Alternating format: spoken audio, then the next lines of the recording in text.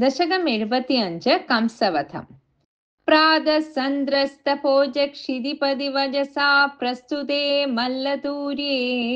सङ्घे राज्ञां च मञ्जान पीयूषि गदे नन्दगोपेऽपि हर्म्यम् कंसे सौधाधिरूढे त्वमपि सह बलसानुगश्चारुवेषो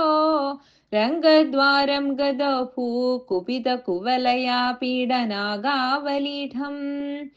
पाविष्ठापेहि मार्गादृतमिति वचसा निष्ठुरक्रुद्धबुद्धेरम्बष्ठस्य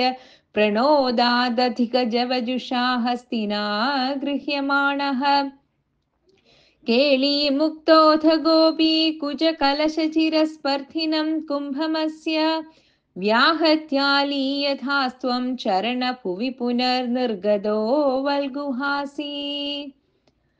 हस्तप्राप्योऽप्यगम्यो झटिति मुनिजनस्येव धावन् गजेन्द्रम्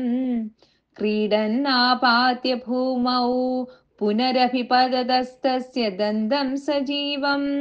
मूलादुन्मूल्य तन्मूलगमहितमहामौक्तिकान्यात्ममित्रे प्रादास्त्वं हारमेभिर्ललितविरजितं राधिकायै दिशेति गृह्णानं दन्दमंसे युधमथ हलिना रङ्गमङ्गाविशन्दम् त्वामङ्गल्याङ्गभङ्गीरभसहृदमनोलोचना वीक्ष्य लोकाः हंहो धन्यो हि नन्दो न हि पशुबालाङ्गना नो यशोदा नो धन्ये क्षणास्मस्त्रिजगदि वयमेवेति सर्वे शशंसुः पूर्णं ब्रह्मैव साक्षात् निरवधि परमानन्दसान्द्रप्रकाशं गोपेषु त्वं व्यलासीर्न खलु बहुजनैस्तावदा वेदितो भूः दृष्ट्वाथ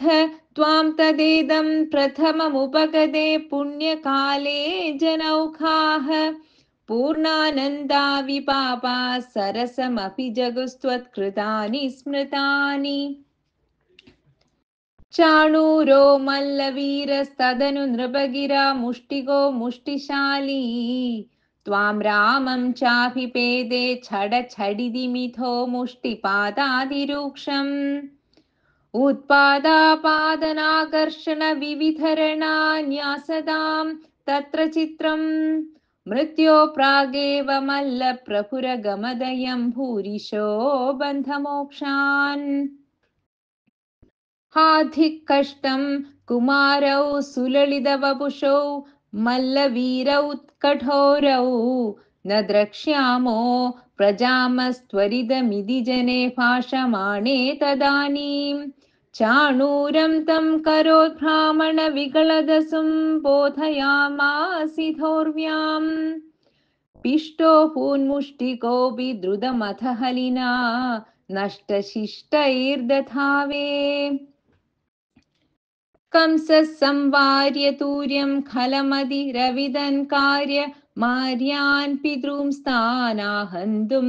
व्याप्तमूर्तेस्तव च समशिषद्दूरमुत्सारणाय रुष्टो दुष्टोक्तिभिस्त्वं गरुड इव गिरिं मञ्जन्नुदञ्जत् खड्गव्यावल्गदुःसङ्ग्रहमपि च हठात् प्राग्रहीरौग्रसेनिम् सद्यो निष्पिष्टसन्धिं भुवि नरपदिमापात्य तस्योपरिष्टात् त्वयापात्ये तदैव त्वदुपरि पतिता नाकिनां पुष्पवृष्टिः किं ब्रूमस्तदानीं सततमभिभिया त्वद्गदात्मा सफेजे सायुज्यं त्वद्वथोथा परमीयं वासना कालनेमेः तत्भ्रातृनष्टपिष्ट्वा द्रुतमथ पितरौ सन्नमन्नुग्रसेनं कृत्वा राजानमुच्चैर्यदुकुलमखिलं मोदयन् कामदानैः भक्तानामुत्तमं